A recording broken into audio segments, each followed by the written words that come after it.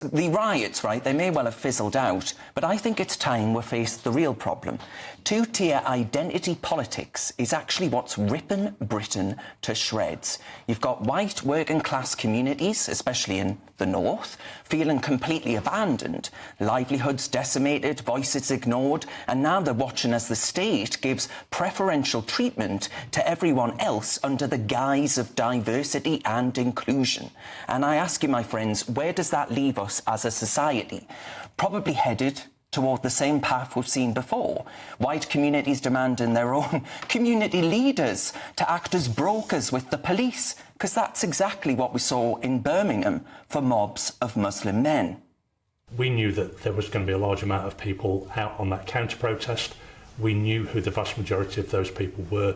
We'd had conversations in terms of what that was likely to look like, and so our policing response was commensurate to that intelligence and the information that we'd held with our partners and communities prior to that event taking place.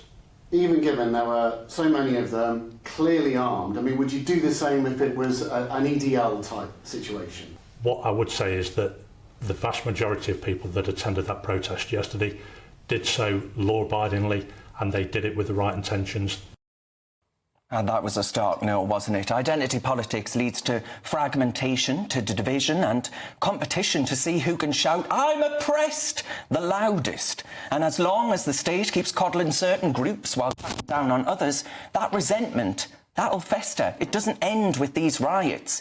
We'll be left with a broken society split right down racial, religious and cultural lines and have no hope of common citizenship. That flag that represents us all, that won't unite us or hold us together anymore. And I think that, my friends, would be a crying shame. Renee, are you worried about the same things? Yeah, I mean, I'm massively worried about this. And the problem that we now have is look, nobody thinks that violence is the answer. We've said this. Nobody should be going out rioting and using violence, but we should have the right to protest, and we shouldn't be shouted down if our views don't marry with the narrative of the government or of the diverse communities who want to shout nasty words at us, you know, like far right or transphobic or Islamophobic, whatever it is. And all we will achieve as a society in doing that, in shutting down conversation, is making it worse and worse until once again the bubble bursts, because people can no longer contain their anger. Now, Emma, do you think actually there's a problem here for faith and trust in the police in general? Because something like 4 in 10 of the British people think that the British police do not act with an even keel. Oh, absolutely. I mean, you have reams and reams of stories that just show that, you know, even if there are strategic reasons why they've made the decision that they've made about policing a certain protest, what people see is that they're not treating people in a way that is fair, and fairness is very important in British culture. You see the charges being dropped against those who called for the rape of Jewish daughters, and then you see the way that these protests have been policed. You see the same with Black Lives Matter and the anti-lockdown protests being treated completely differently. And the message that sends to the British public is that if you have a favourable cause, then you can get away with breaking the law however you want. But if it's a cause that is not favoured, and if you have people who, for example, feel as if they can't be heard on matters of immigration through the democratic process, that is going to build up resentment. Yeah. And when you hear people talking like this superintendent talking about community leaders, well, these are not people who are elected, nor are they people who can be removed by election because they're not elected in the first place.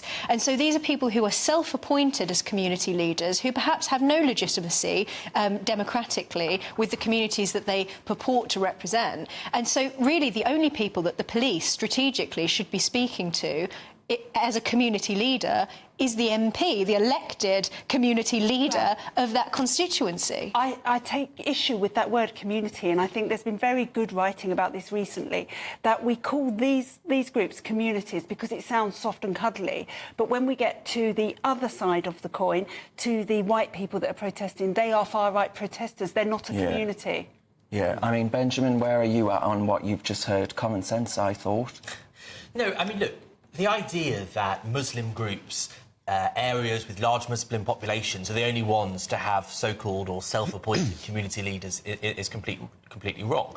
You know, when there's an incident, as there have been regrettably many with the Jewish community, the Board of Deputies, which has a democratic structure, I know, or local leaders are the people that they will liaise with. When you've had attacks on gay people, they will go to people that are organised within the LGBT community. You know, you would have Christian community leaders, right? You know, a vicar isn't elected by anybody, but they're an obvious port of call to deal with concerns of a group if, say, a church were attacked. So I think it is wrong to criticise that. And I've spoken extensively about how appalling I think the anti-Semitism has been in the last year and the attacks on Israel. But I have a problem with the people that are trying to reject that a lot of Muslims in this country, particularly Muslim women, feel extremely vulnerable in recent weeks. And I think the police are absolutely right to reach out to them. Because imagine how it feels if your mosque had bricks thrown at it or someone tried to burn it down, as has happened recently.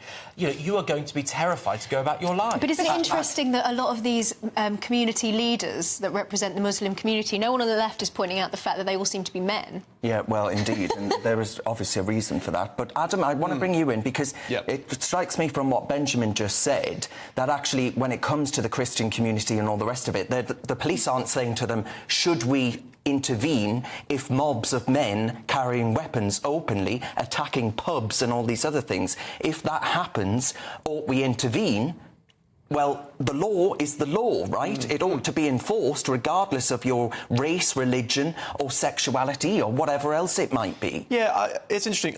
Do we have two-tier policing, or is it more a question of having two-tier governing? Actually, I'm glad to see people like Robert Jenrig making a strong stance on this, saying, really, leadership starts from the top. And Benjamin, I'd be interested to see what you think about this. Do we need to see more robust language from the likes of Keir Starmer and the Home Secretary on this? And you know, perhaps the police, they do police without fear or favour. It's actually the layer above that is the real problem here. I think police in this country are doing a bad job. I think that has far more to do with them being able to mark their own homework than either the last government or the one of the last month and a half. They seem to think they're above any criticism. And actually, if there's any degree of two-tier policing, I think it's the fact that they're more bothered about how they look in the news cycle than how they look at getting people charged and convicted of serious offences. The two-tier is the fact that if a newspaper picks something up and it doesn't go down well, then they'll panic and they'll do something about it. You know, I recently reported a serious crime to Cheshire Police, and weeks and weeks went by and they couldn't care less. So I spoke to a senior police officer and said, OK, how do I get them? They're not investigating this and there's someone at present risk. He said, put it on Twitter.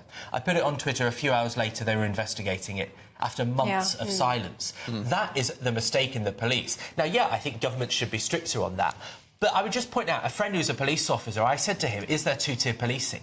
And he said, well, when I was dealing with the Black Lives Matter protests and the riots that also happened at the same time, most people there weren't turning up trying to attack the police. But when you've had some of these men that fantasise about Tommy Robinson, they turn up wanting to attack the police. And what about those that turn up at protests in London shouting for jihad and intifada, who the police say, oh, well, you know, that's absolutely fine, get yourself away. Jihad but if they shout on the streets about Allah, you can bet your bottom dollar that they'll be in the slammer. Of course there's two-tier police, and I think you ultimately know that, and I think that actually you know that it's protecting certain people over basically ethnic and religious lines, and that is wrong. That foments the division and actually creates the people that you don't like in society and in politics, and actually gives them a stronger base. So I think that's why it needs to be counted. Well, I also wonder, Benjamin, whether you have equal concerns for women who are not Muslim, who are scared to walk amongst communities which have changed beyond their recollection. They've lived there all their lives. Are they legitimate in being scared on the streets of London? Of course, anybody that's in that situation is, right? I mean, as a gay man, I suspect those communities you're thinking about are probably quite... There's an overlap of where the fear would be. But you have to be careful. You know, when there were such serious problems with police and the black community in places like Brixton in the 80s, in the 90s. The answer to that wasn't to say, well, you know, the black people must stop being angry. The way of fixing that was to sit down with them, was to listen to them, was to have the avenue into the community. I noticed that Benjamin didn't name the community there. I wonder whether you would be so hesitant to name the community if it were you know, one of the ones that... No, hang on. Let me be very clear. There is a problem with radical Islam in this country. Hang on. And there is a strain of Islam that is dangerous, that is a threat to democracy, that is a threat to the rights of women and gay people. But I don't accept that trying to scar the whole community with those views is right. Well, I'm absolutely delighted to welcome who should have been head of the Met Police, the former Detective Chief Superintendent for the Met, Kevin Hurley. Kevin, thank you very much for giving up time on your trip abroad to join us on this very important topic. You've just seen there those clips that were had during the news where people were being sort of attacked at Dover for protesting against the boats that are coming over in vast numbers to this country. Record just last week, 700 came over in one single Sunday.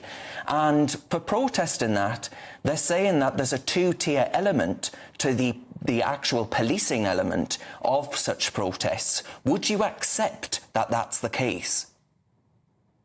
Yes, we've had two-tier policing for at least 30 years, where police officers very quickly learn to tread on eggshells if they're dealing with different ethnic minority communities in the UK. They're very, very sensitive to being called racist or bigoted or in any way biased.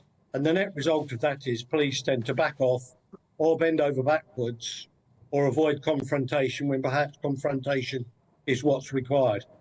I personally have always taken the view that it doesn't matter who you are all equal under the law and should be dealt with in the same way. So if it requires a gentle word of advice, fine. And if it requires really robust responses, then that should happen as well. But the bottom line on it is, police for far too long have, if you like, pussyfooted around certain issues. And we saw it then with that superintendent there in West Midlands who failed to address the question about there were people from a particular group who were carrying weapons, ignored the question and left it in the hands of community leaders. It is not acceptable for any particular group in society to think they are above the law. And for far too long, policing has backed off. And you said I should have perhaps been commissioner in the Met, who knows? However, I can tell you one of the issues that caused me problems when I was serving was the fact that I took a zero-tolerance policing approach to all forms of wrongdoing, regardless of where and when you come from. Well, hang on, Kevin. It caused you issues with who? Who is that? Is that coming from the upper echelons of the force itself? Yes, of course. Yeah. The senior leadership of the police service, who always will take the line of least resistance to avoid problems. The fact of the matter is, there are people within our society who are disproportionately involved in crime, and we are no longer in it, but the police service back off. And it's not the constables who are doing this, or indeed the sergeants or even inspectors, but it's certainly chief police officers. And once people reach chief inspector superintending rank in the police, they tend to look for where their next rank is, where their next promotion is, their next pension uplift, quite frankly, because I was part of that. And therefore, they will toe the party line. Now, Kevin, I must ask you, because, you know, you were, in your opinion and in mine, actually, as well, you would have been a really good top cheese of the Metropolitan Police. Do you think, actually, that because you stand against this identity politics, and perhaps we've seen this since the 1980s, Kevin, perhaps it was laudable at the time when, you know, there were protests in the 1980s with black communities who felt that they were mistreated by the police force. And in response to that, we put in place these measures, these diversity and inclusion measures, and especially with the report that came after the murder of Stephen Lawrence. And the fact of the matter was that the response to those moments in our history has been to put in place this kind of policing. But it's had an effect of actually diminishing trust, respect and faith in the force. So how do we get that balance right? Because right now there are a hell of a lot of white people who are saying, well, actually, I feel exactly as black people did in the 1980s. Well, I think the present Commissioner of the Met has got a real challenge on. I don't envy him in the balance he's tried to take. I suppose the best thing you could say if you're the Commissioner of the Met is if you've managed to upset everybody, you've probably made the right decision. But the answer to the question is that the public, I suppose, no, the fact is the public are losing confidence in the police because they are not delivering basic services that they expect from their police in terms of dealing with antisocial behaviour on their streets, responding to burglaries, and when they see various groups, regardless of who they are or what they're protesting about, see them actively breaking the law and no action being taken against them. Yes, the police have got real challenges in terms of manpower and resources, but they have yet to bite the bullet and realise that as the demographics of the country have changed, they need to adopt methods for dealing with public disorder that are very, very effective abroad, such as the use of water cannon. And we could be even cleverer and put index marker solutions like smart water in that spray everybody. And the net result would be that all these drunken louts that have turned up causing trouble in the last week or so in the UK, instead of the police saying, oh, we've got 500, we've got 1,000, they could actually get every single one of them if they'd sprayed them with a marker solution, because you can't get it off. Right. So yeah. the police have got to go a long way in terms of demonstrating they can regain control against these jobbish elements, whether they are white drunken scum, Asian youths from the local mosque who are turning up causing a problem, or they're anti-Nazi leagues or whatever. Nobody has got confidence now in this country that they can take control. And they've therefore got to change the paradigm of how they deal with public order and start to use modern methods.